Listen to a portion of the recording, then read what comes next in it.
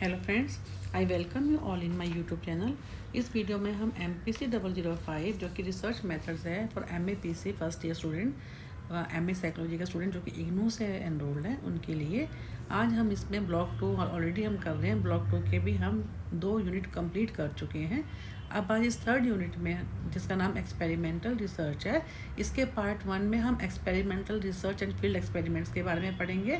Then strength and weaknesses के बारे में पढ़ेंगे, कंस्ट्रक्टिव द फील्ड एक्सपेरिमेंट के बारे में पढ़ेंगे और सेकेंड वीडियो में हम रिसर्च डिज़ाइन, ऑब्जेक्टिव्स, क्राइटेरिया इनके बारे में पढ़ेंगे। छोटा ही लेसन है ये, लेकिन इंपॉर्टेंट भी है।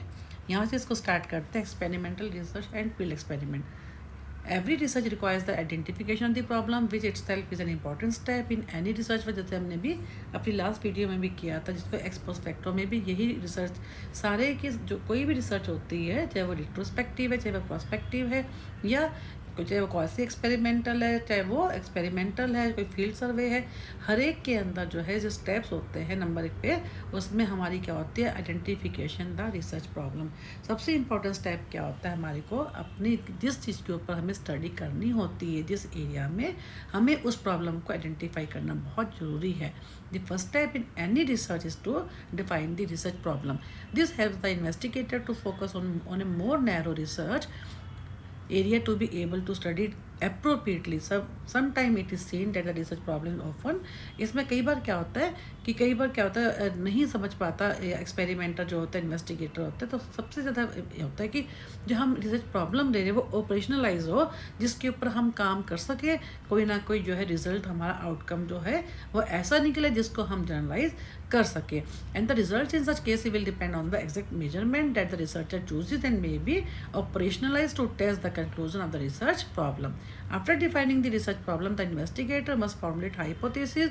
hypothesis जैसे मैं आपको पहले ही बताया है कि वो टेंटेटिव स्टेटमेंट होती है जो कि हमारी रिसर्च को सपोर्ट करती है। जो उसके रिजल्ट्स आते हैं हमारी रिसर्च के, हम उसको देखते हैं कि जो हमारा हाइपोथेसिस हमने एज्यूम किया था कि क्या वो सही है या गलत है। Then experimental research। experimental research is mainly used in science subjects such as physics में, केमिस्ट्री में, जिसको हम लैब में करते हैं, अंडर कंट्रोल कंडीशन में करते हैं, और जिसको हम एक्सटेनियस जो वेरिएबल हमारे अदर दैन जो इंडिपेंडेंट एंड डिपेंडेंट वेरिएबल जो होते हैं हम उनको कंट्रोल कर सकते हैं। Experimental research is mainly use in science subject such as physics, chemistry, medicine, biology. Experiment requires 2 variables, one independent variable and the other is dependent variable।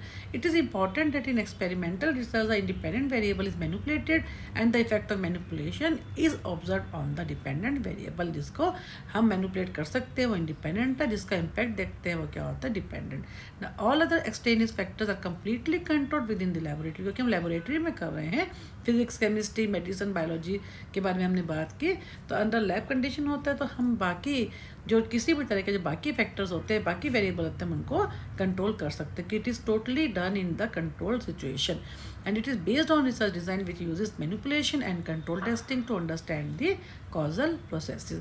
Generally, we can manipulate one or more variables to determine their effect on a dependent variable।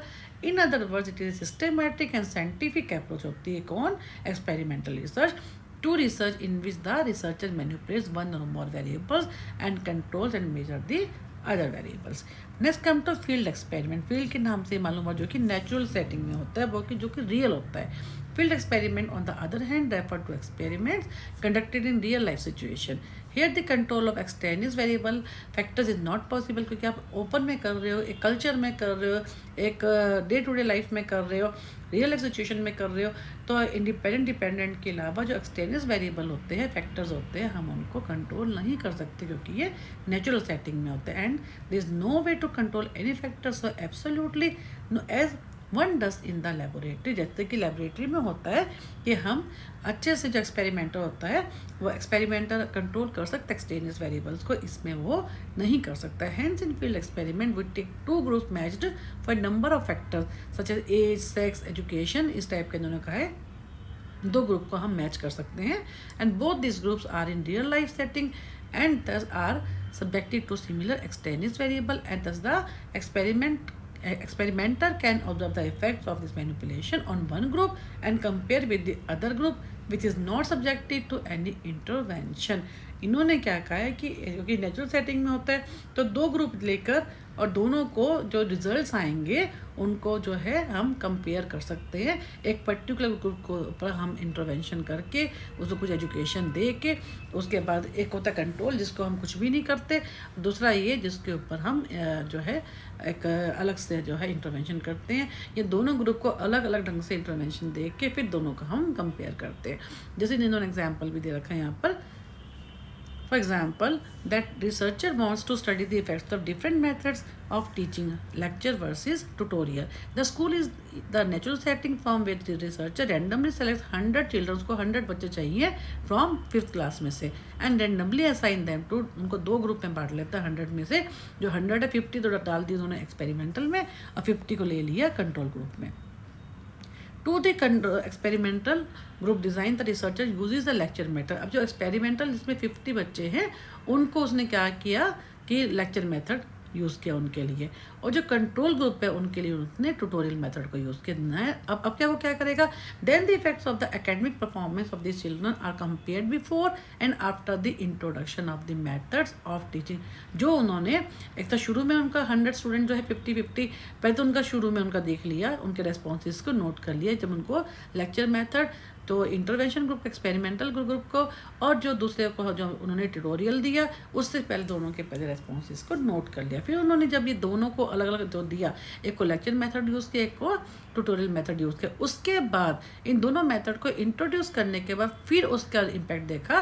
तो उसके बाद क्या देखा, if there is a difference in the academic performance of the children in regard to the two methods of teaching, the experimenter can conclude that a particular method of teaching is more effective than the other method। यानी जब दोनों group को अलग अलग तरीके से उन्होंने intervention दे दी, एक को लेक्चर मेथड को इंट्रोड्यूस किया, दूसरे वाले को जो है ट्यूटोरियल को किया। अब दोनों के बाद एक तो पहले का रिस्पॉन्स उनके पास है और बाद के दोनों का देखा कि क्या डिफरेंस आया, जो इसमें जो डिफरेंस आएगा तो उसने वो कर सकता है कि कौन सा मेथड जो है ज़्यादा इफेक्टिव है। अब उन्होंने कहा कि there considerable differences between experimental research and field experiment. सबसे पहले हमने अभी इसमें क्या किया, रिसर्च प्रॉब्लम को हमने आइडेंटिफाई किया। फिर एक्सपेरिमेंटल रिसर्च क्या होता है, जो कि पूरी तरह से लैब कंडीशन में, कंट्रोल कंडीशन में होता है, जिसमें हम इंडिपेंडेंट वेरिएबल और डिपेंडेंट का रिलेशन देखते हैं और एक्सटेनियस वेरिएबल को हम कंट्रोल कर सकते हैं।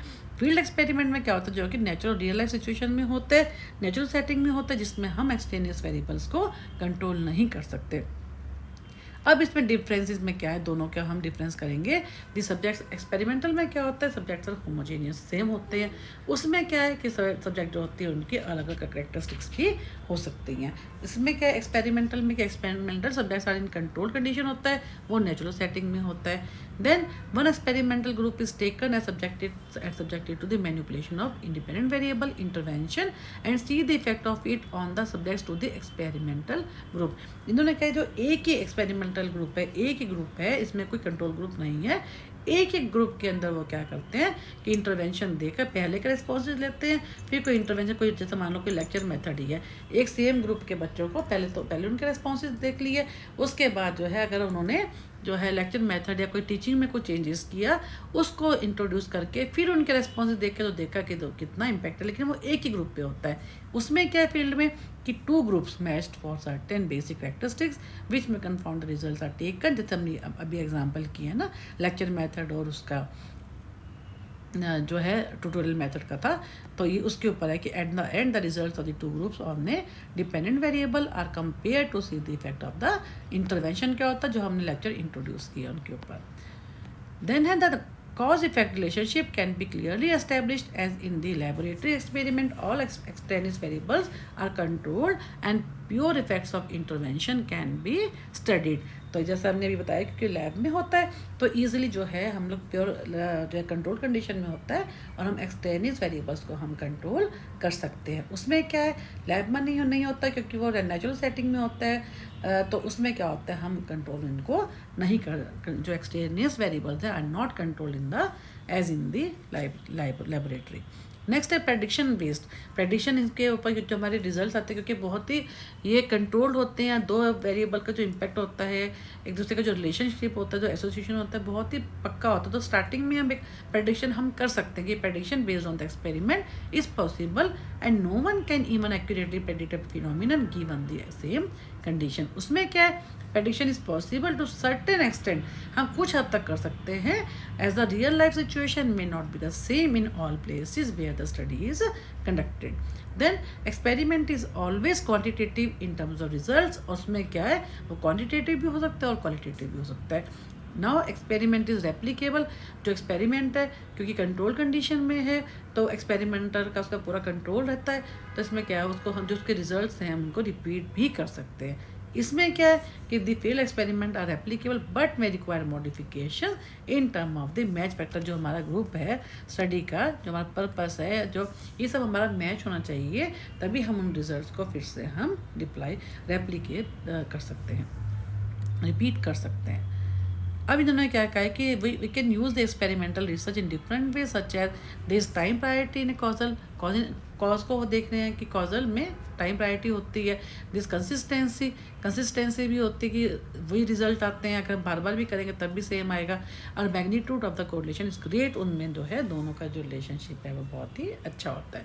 The word experimental research has many meaning, यानी सिंपल क्या है इसने एक्सपेरिमेंटल और जो है कंट्रोल का या सॉरी जो फील्ड एक्सपेरिमेंट है दोनों का इसने डिफरेंस बता रखा है कि कैसे कैसे क्या है। This in experiment where the researcher manipulate one variable and control the other variables, it can have a control group for comparison purposes, जैसे हमने किया, but the invariably as the experimental situation highly control the laboratory one group is sufficient for the experiment. तो एक ही group के ऊपर हम intervention करते हैं क्योंकि वो ज़्यादा ग्रुप का हम लेके नहीं कर सकते, एक पे ही इंटरवेंशन दे के फिर उसका बिफोर एंड आफ्टर दोनों का इम्पैक्ट देखते हैं।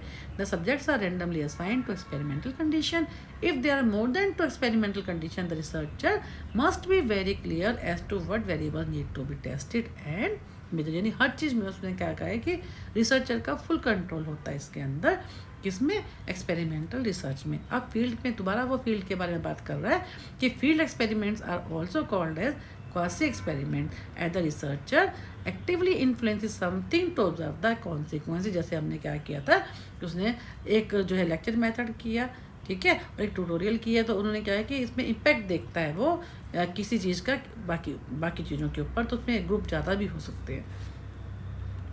When dealing with human subjects, it is always possible and advisable to use field experiment or quasi। जब हम ह्यूमन सब्जेक्ट की बात करते हैं तो फील्ड एक्सपेरिमेंट या क्वासी एक्सपेरिमेंट ही ज़्यादा अच्छे रहते हैं।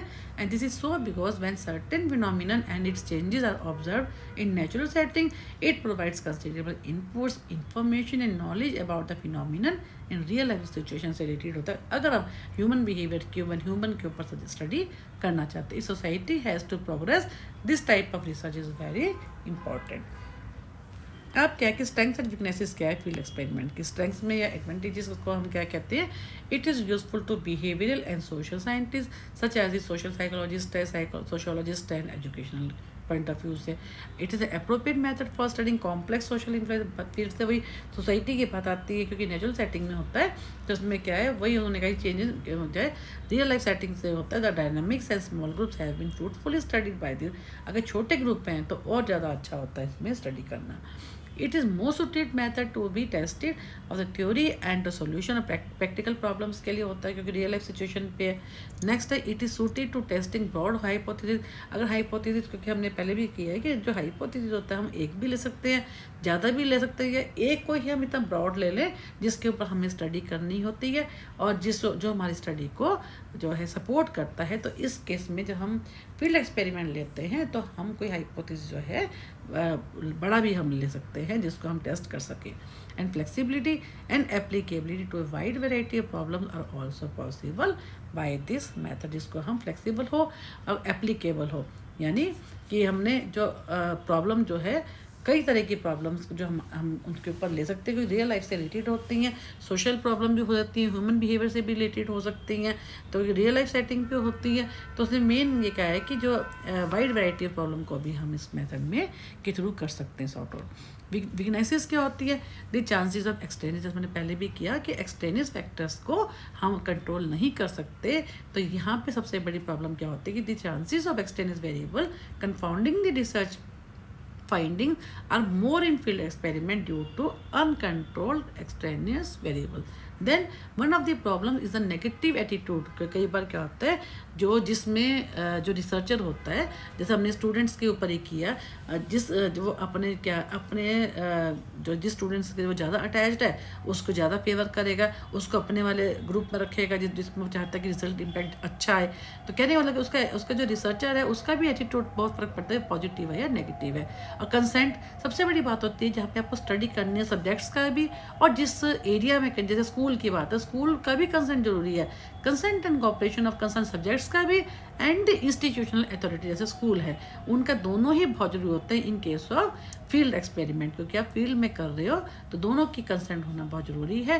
तो कई बार नहीं मिल पाती, कई बार क्या होता है हम लोग प्रॉब्लम फिक्स कर लेते हैं, जो स्टडी डिज़ाइन सब कर लेते हैं, लेकिन जब हम परमिशन पे जाते हैं तो हमारा स्कूल जो है वो परमिशन देता नहीं है। तो बहुत सारी ये वीकनेसेस होती हैं, and this type of research faces lack of precision problem, यानी उसमें कई बार एरर होने के चांसेस होते हैं।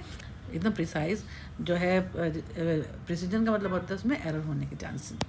कंस्ट्रक्टिंग द फील्ड एक्सपेरिमेंट, इसमें क्या होता है कि फिर वही बात आ गई कि फील्ड एक्सपेरिमेंट को करते समय क्या क्या चीज़ें हमारे को देखनी है। नंबर 1 पे प्लानिंग, प्रॉपर प्लानिंग होनी चाहिए। A good planning always ensures that research is carried out properly and in proper conditions with appropriate tools and measures. Proper planning के बाद क्या होता है? सैम्पलिंग, हमने क्या सैम्पलिंग लेनी है, किस पॉपुलेशन से हमने कितना सैंपल लेना है। One of the best ways to ensure that the research is conducting systematically and appropriately is to have a proper selection of the sample. Sampling is taken in any portion of a population. एक जो पूरी population जो हमें लेनी है उसके sampling कुछ part होता है, and sample can be classified into probability, जैसे हमने पहले किया कि 2 तरह के सैम्पलिंग होती है। प्रोबेबिलिटी जिसमें रैंडमली सेलेक्ट कर लेते हैं, और नॉन प्रोबेबिलिटी जो हम बाई चांस करते हैं, अपनी कन्वीनियंस के हिसाब से करते हैं, जो हमारे को सूट करता है हम उसको कर लेते हैं। फिर उन्होंने दे रखा है कि जो प्रोबेबिलिटी सैम्पलिंग जो हमने किया है ऑलरेडी स्ट्रेटिफाइड होती है, क्लस्टर, सिस्टेमेटिक, रैंडम सैम्पलिंग। और नॉन प्रोबेबिलिटी में क्या क्या आता है? कोटा हम फिक्स करते हैं, पर्पस ही अपने पर्पस के अनुसार, एंड एक्सीडेंटल। या आप पढ़ेंगे जो हमने पीछे वीडियोस कवर की हैं इसी में, रिसर्च मेथड्स में, आपको उसमें मिल जाएगा डिटेल में। नेक्स्ट है रिसर्च डिज़ाइन। अब क्या होता है कि हमारे पास जो है प्रॉब्लम आ गई है, प्लानिंग हमने कर ली, सैम्पलिंग हमने कर लिया, अब जो है रिसर्च डिज़ाइन, स्टडी एरिया, और जो है कौन से टूल्स हमें कैसे बनाने हैं, और क्या हमें एनालिसिस करना है, क्या कैसे कैसे हम स्टेप बाय स्टेप इसको करते हैं। एवरी रिसर्च डिज़ाइन है blueprint of the research work. सबसे ज़्यादा इंपॉर्टेंट ये होता है कि methodology, research design, where the experiment will be conducted, कहाँ किया जाएगा, डेट इज द सेटिंग, कौन सी नेचुरल सेटिंग में होगा, कहाँ होगा, किस एरिया में होगा, कौन से हमारे who will be the our subject जिन पर हमें स्टडी करनी है वो क्या होंगे, that is the sample size, sample क्या होगा, how it will be conducted, कैसे इसको किया जाएगा, व्हाट इंस्ट्रूमेंट, क्या हम टूल्स यूज़ करेंगे, क्या क्वेश्चनर हम लोग यूज़ करेंगे, व्हाट विल बी मैनिपुलेटेड, किस किस को हमें वेरिएबल कौन से होंगे जिनको हम मैनिपुलेट करेंगे, and what will be measure, हमें क्या मेजर करना है। ये सब चीज़ें जो होती है हमारी रिसर्च डिज़ाइन में कवर होती हैं। And the experimental design must also provide for a number of subject that will be in the experiment and number of subjects who will B. कहने का मतलब ये है कि रिसर्च डिज़ाइन में आपकी प्रॉब्लम से लेकर एंड तक सब आ जाता है कि हमें कैसे कैसे स्टेप बाय स्टेप हमें स्टडी रिसर्च को करना है, वो हमारा मेथोडोलॉजी में या रिसर्च डिज़ाइन में ही आता है। नेक्स्ट है tools of data collection. Tools के हमारे जो क्वेश्चन है वो कैसे बनने हैं, what are the tools that will be used to gather the information, how the results will be measured and what statistical tool will be used. Then procedure, ये इसमें पूरा ही प्रोसीजर आता है। Once the subjects have been identified, setting के में हमने किन पे करना है और किस सेटिंग में करना है, where the experiment will be conducted, then the next step is to get permission from authorities. हमें authorities जैसे हमने स्कूल पे करना है तो हमें उनसे authorities से परमिशन लेनी पड़ती है। Having obtained the permission, अब हमारे को परमिशन मिल गई, let us say from school authorities to conduct field experiment regarding which method of teaching leads to better। उनको मतलब प्रोसीजर है कि उनको हमें स्टेप बाय स्टेप हमें कैसे बढ़ना है। परमिशन मिल गई, फिर उनको इन्फॉर्म करना पड़ता है कि हमारा पर्पस ये है कि हम जो है अब जो है हमारा पर्पस क्या है कि हमें जो कौन सा टीचिंग मेथड जो है उससे ज़्यादा अच्छी बेटर एकेडमिक परफॉर्मेंस होती है, उनको स्कूल अथॉरिटीज़ को ये बताना है। Then the subjects will be selected from a certain class. Let us say we choose class, जो चिल्ड्रन है वो क्लास 5 के ऑल सेक्शन से हमारे को बच्चों को लेना है। लेट अस से 200 चिल्ड्रन है and we need only 100 children. Total 200 बच्चे हैं 5 सेक्शंस के अंदर। हमारा जो पर्पस है और ये 4 सेक्शंस में है, तो हमारे को जो है 200 जो है 50-50 ई सेक्शन है, लेकिन हमारे को क्योंकि 100 चाहिए तो हम क्या करेंगे उन 4 सेक्शन से 50 की जगह 25 आउट ऑफ 50 हम सेलेक्ट कर लेंगे रैंडमली, अपनी जो हमने किया है रैंडम टेक्निक से, चाहे लॉटरी सिस्टम से या कैसे भी। From these 100 children we again take 50 for control. अब जो 50 में से हमने 25 ले ली, अब उसमें से वो कह रहा है कि हमने अब क्या है कि we again take 50 for control, कि 100 हमने सैंपल रखा तो 50 हमारा कंट्रोल ग्रुप है जिसको हम कोई इंटरवेंशन नहीं दे रहे, और 50 वो जिसको हम इंटरवेंशन दे रहे हैं। This again we select randomly. Again ये भी हमारे जो होंगे जो है हमारा कंट्रोल ग्रुप और एक्सपेरिमेंटल, ये भी क्या होगा हमारा रैंडमली हम इसको सेलेक्ट कर लेंगे। Both the group children are tested for academic performance and the scores are recorded.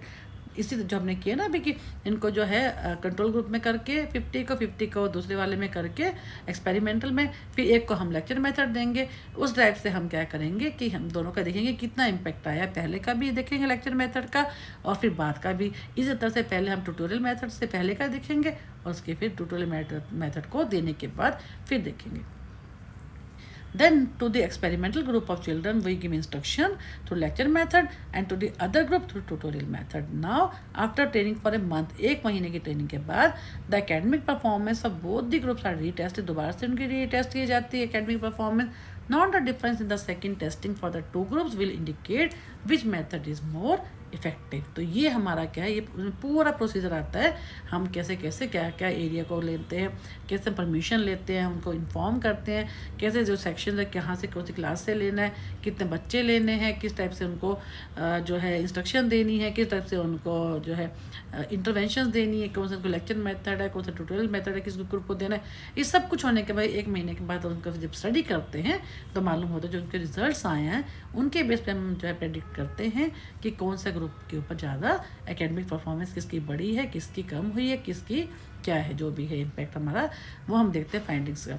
अब क्या कहते हैं, now the difference in the second testing for the 2 groups will indicate which method is more effective and within the group also the pre and post test performance could be measured.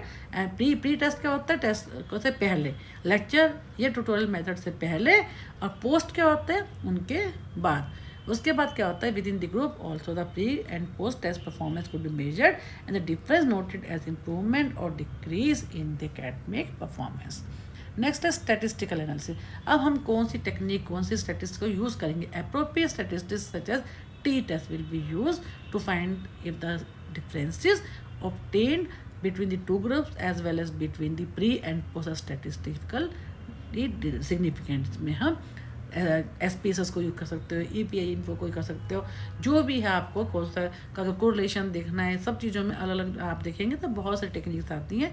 तो इन्होंने क्योंकि T test का इसलिए होता है क्योंकि जो significant results को देखने के लिए आप टी टेस्ट को ही यूज़ करते हो कि डिफरेंसेस आए हैं या नहीं आए। तो ये वही है कि the above 6 steps are the ways in which field experiment is conducted. तो अभी ये वीडियो को, क्योंकि काफ़ी बड़ी वीडियो हो गई है, ये पार्ट 1 को हम यहीं पे ख़त्म करते हैं। पार्ट 2 में हम रिसर्च डिज़ाइन से स्टार्ट करेंगे। Thank you for watching my